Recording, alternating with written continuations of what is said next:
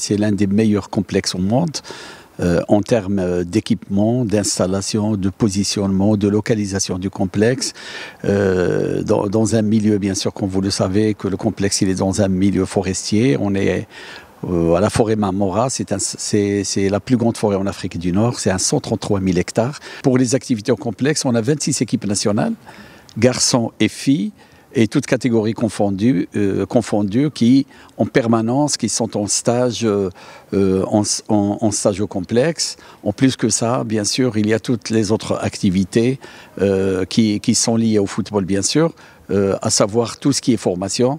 Donc, et là, en fait, il y a plusieurs niveaux de formation au sein de la direction technique nationale ou d'autres formations au niveau de la médecine de football. Nous avons 5 hôtels. On est à plus de 550 lits. On a un hôtel qui est dédié à l'équipe nationale A. Et l'équipe nationale féminine, donc où il y a toutes les commodités en termes d'hébergement, de restauration, de moyens de récupération, du médical et de bureau. Et les autres équipes, en fait, ils partagent des espaces communs, comme un fitness central, un restaurant central et les autres composantes, en fait, les autres équipements du complexe. Il y a également 11 terrains. Avec des terrains hybrides, des terrains synthétiques dernière génération, des terrains naturels, un médical de 6000 mètres sur 3 niveaux où il y a les consultations, tout ce qui est réathlétisation, réadaptation et tout ce qui est exploration fonctionnelle, y compris la radiologie. Au complexe, on a une moyenne de 300 personnes par jour. Et il y a un rush quand il y a en fait des dates FIFA. Et là, on est full, on est à des 550 et à des 600 personnes par jour. Avec, bien sûr, à l'année, on était à 79 400 nuitées qui regroupent en fait toutes les activités entre les équipes nationales, les stages des équipes nationales, les activités de la DTN, ainsi que les activités avec les fédérations partenaires, parce que la fédération elle a plus de 45 partenariats avec les fédérations du continent africain et qu'ils utilisent tous cette belle infrastructure sportive. Sachant qu'aussi qu'au sein du complexe, on organise beaucoup de matchs internationaux.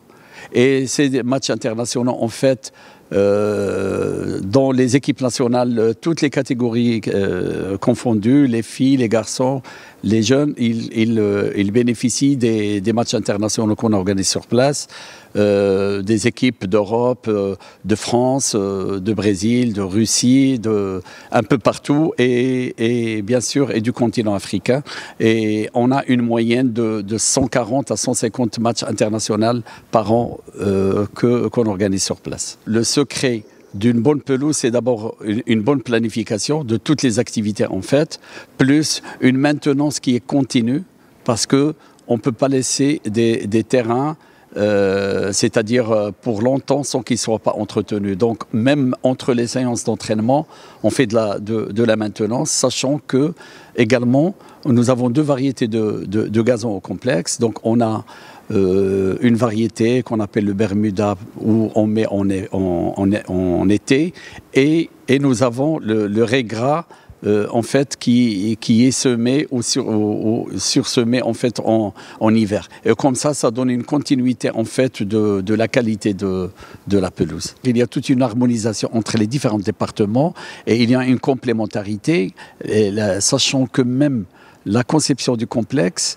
elle est faite ainsi, c'est-à-dire qu'il y a une suite logique entre les différents départements en allant de l'hébergement à la restauration, au médical, à la réathlétisation et à l'entraînement, bien sûr. La fédération, avec le président, M. Fawzi El Kja, depuis le début, il y avait une une incitation en fait au respect de l'environnement, sachant qu'on récupère les eaux pluviales, on fait des traitements des eaux usées qu'on utilise pour une réutilisation pour tout ce qui est arrosage. On a les photovoltaïques et on a une part de facture énergétique qui est en fait comblée par tout ce qui est plaques solaires. Et que même les circulations en fait à l'intérieur, on a peu d'espace carrossable et que l'utilisation des voiturettes électriques est importante où les gens, bien sûr, ils peuvent être des piétons. Et pour le sport-études, il y a en fait deux volets. Il y a un volet qui est pédagogique en fait, et pour la socialisation des filles et des garçons qui sont sur place, ils se déplacent à l'école, à l'extérieur, comme tous les enfants à l'école. Et puis l'après-midi, ils ont un programme aménagé et à leur retour, en fait, ils ont leur séance d'entraînement. Et après, ils ont des cours de soutien, comme tous les enfants en fait, du monde. En fait, on a 155 filles qui, moins de 15 ans et moins de 17 ans, qui sont sur place et qui, bien sûr, le week-end, soit qu'elles pratiquent dans leur club, soit qu'elles retournent dans leur famille. Ce qu'il y a aussi, et que c'est un peu particulier en Afrique, et je pense même c'est très peu au monde, c'est qu'on a le sport-études d'arbitrage. Donc, et ce sport-études d'arbitrage, ils sont une trentaine en fait, et qui bénéficient bien sûr de leur scolarité à l'extérieur et de la formation à l'intérieur.